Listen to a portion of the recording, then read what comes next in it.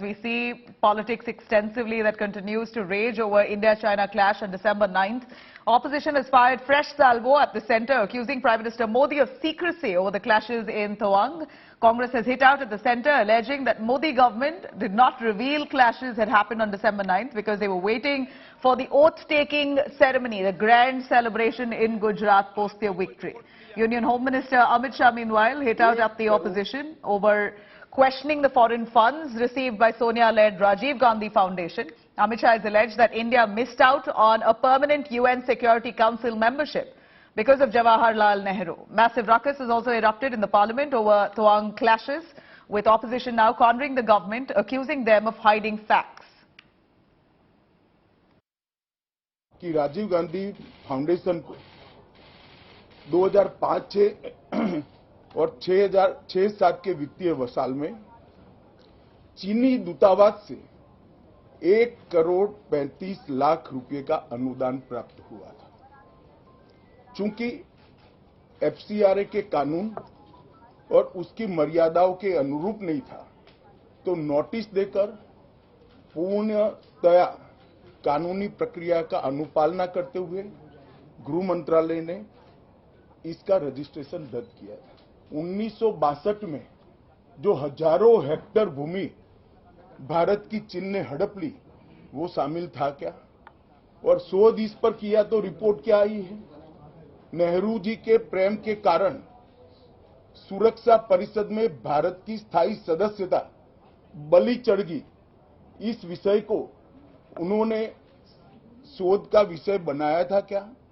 और अगर बनाया था तो इसका नतीजा क्या हुआ? राजीव गांधी फाउंडेशन के एफसीआरए लाइसेंस रद्द होने का एक दूसरा भी कारण था इस्लामिक रिसर्च फाउंडेशन की, जिसका प्रणेता जाकिर नायक है। जाकिर नायक को पूरा देश जानता है। उनसे भी 7 जुलाई 2011 को 50 लाख रुपया राजीव गांधी फाउंडेशन ने प्राप्त किया था।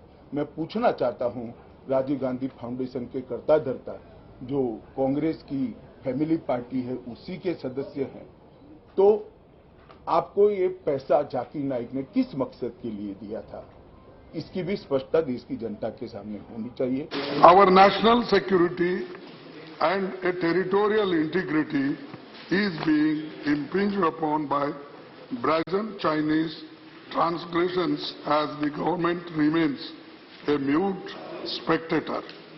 The valor of our armed forces in Galwan Valley, Ladakh is well known, but China has brazenly transgressed into our territory since April 2020.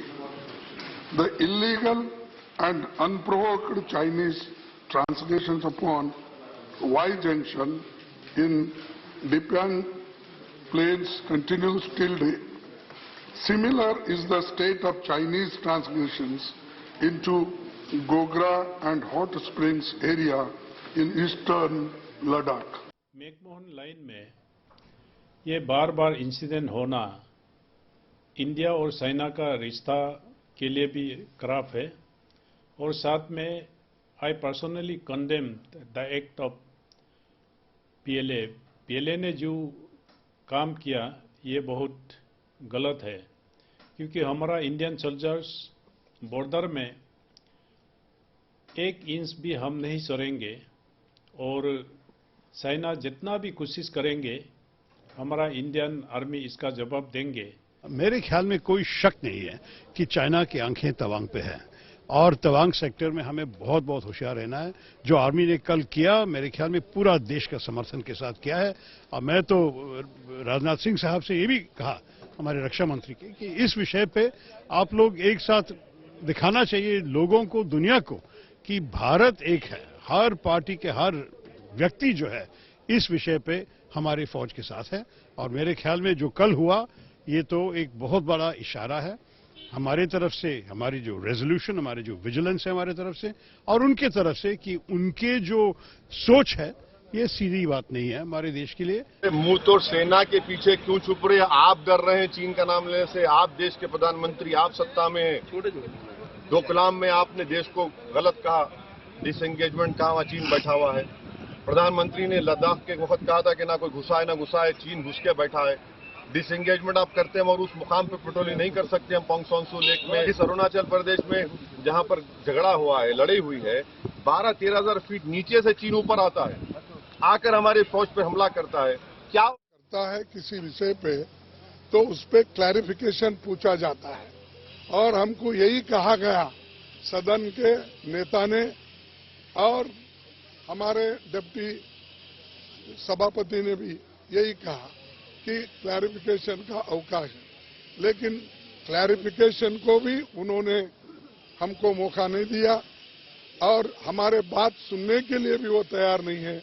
हम यही चाहते थे कि चर्चा के बाद सुन के वो रिप्लाई दे, हम वो सुनने के लिए तैयार थे, लेकिन उन्होंने इस मसले को अपने ही तरीके से एक प्रचार लेने के लिए अपनी बात रखे और चले गए। ये देश के लिए अच्छा नहीं है।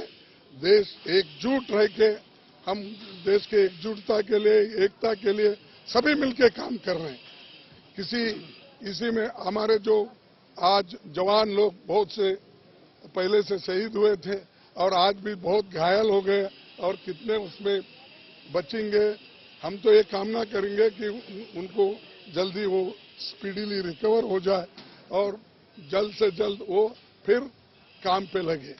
लेकिन ये चीजें बाहर नहीं आना, उनकी गलतियां छुपाने के लिए क्लैरिफिकेशन नहीं दिए। जब क्लैरिफिकेशन को मौका नहीं दिए तब वहां बैठने में कोई अर्थ नहीं है। तो इसीलिए हमने ये तय किया कि सब मिलके प्रोटेस्ट करके वॉकआउट करना। तो हम वॉकआउट जो किए हैं उनके एटीट्यूड के ऊपर, और वो जो कहना था और हमको बताना था वो चीजें हमको नहीं बताई। इसीलिए हमने ये सभी पार्टी के नेताओं ने ये तय किया कि बेहतर ये है, खुद जब डिफेंस मिनिस्टर ही जैसा वॉकआउट करते वैसा उन्होंने ही वॉकआउट करके चले गए, फिर पूछना किसको। तो हमने ये सोचा कि हमारी बात तो सुनी गई नहीं, हम आपको बताने के लिए यहाँ आए हैं, इसलिए हमने वॉकआउट किया।